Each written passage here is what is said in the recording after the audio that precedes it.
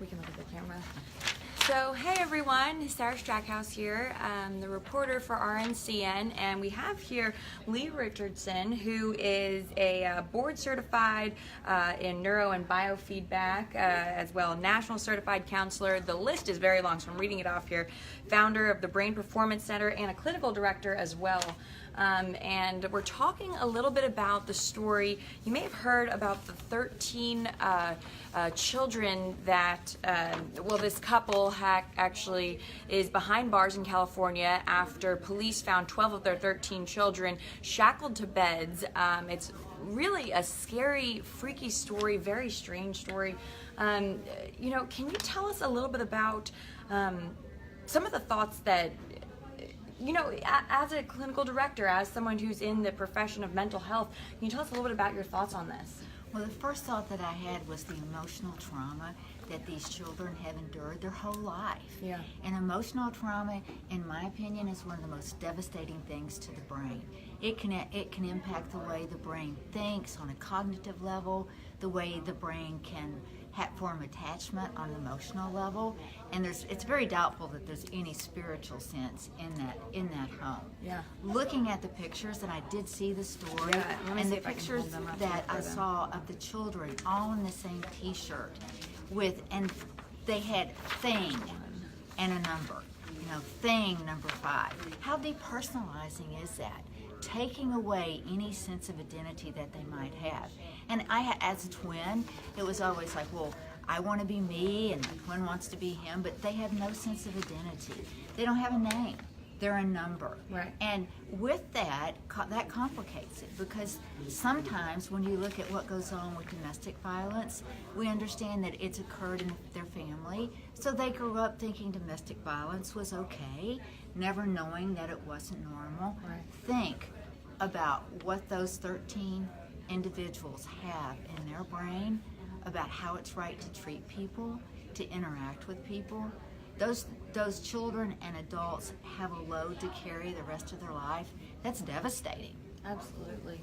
And CNN reports that apparently one of the 17-year-olds, because the ages ranged from 2 to 29, apparently the 17-year-old was able to escape and call back, or call police, and then that's when police went and investigated and found the 12 children, like I said, shackled to beds. I mean, what must have, I mean, it's probably hard to just assume, but I can only imagine what was going through the 17-year-old's head, and, you know, how she, you know. Well, I would have to think that there was a sense of panic and the opportunity. You know, that 17-year-old was very brave, saw an opportunity and grabbed it. And I would also be willing to bet that they did it as much for their siblings as they did for themselves. Mm-hmm. Something that's kind of confusing to me also, a lot of the reports that we're hearing are saying that people in the area might not have noticed that there was something wrong. They said that the kids were a little quiet, but they seemed, apparently, the couple frequently renewed their vows, and this is one photo from CNN here. They renewed their vows a few times, and the kids were all there and smiling. I mean, why might that have been? Why might they have been smiling? Why wouldn't they yell for help or reach for help? Is it, you know? Well, I think if you have no sense of identity, no sense of who you are, what you are, it limits what you think that you can do. And I think also that they probably, if you live shackled to a bed, you stay in a sense of trauma. And all your brain can comprehend is do what they say, when they say, or one of my siblings may be hurt. Someone else may pay the price for that.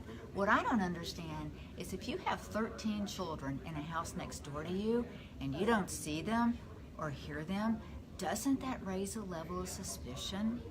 Doesn't that make you wonder what's going on? Particularly in the recent years, we've heard about women being kidnapped and kept in the basement for years and years and years. So I think this should be a real eye-opening for people, and for them to stop and say, there's 13 kids over there, why haven't I seen them? And why, when I do see them, do they look like they've never been exposed to the sun? Probably they haven't. along those lines, any advice for people if they see something that might be a little funky, they're in the grocery store, their next door neighbor, what should people be looking out for? And I guess in those situations, you might think, oh, well, I don't want to make a fuss or make something out where there isn't something. What would be your advice to people? My advice would be to be very observant, and if you see something that looks off, observe it. Maybe even try to approach that person. Just, oh, excuse me, I want to go get around you, and see how they react to that. And if your sense is that there's danger, if it smells like a fish, it's probably a fish. If there's a sense of danger, report it. You can call 911. There's lots of options you have. Depends on the community you live in. Absolutely. All right, well, if anyone has any other questions or they're needing kind of any emotional support or mental health or just in general, Leigh Richardson, she's the founder of the Performance Brain Center. Any way that people can contact you if they have questions about their own personal lives or mental health. Absolutely. You can find us online at thebrainperformancecenter.com, or you can call the office 817-500-4863, and they can set up a consultation for you that's complimentary. Wonderful. All right, well, thanks so much for joining us and talking about this. Really a scary story. It is a scary story. All right, well, we'll see you all later. Thanks for being with us.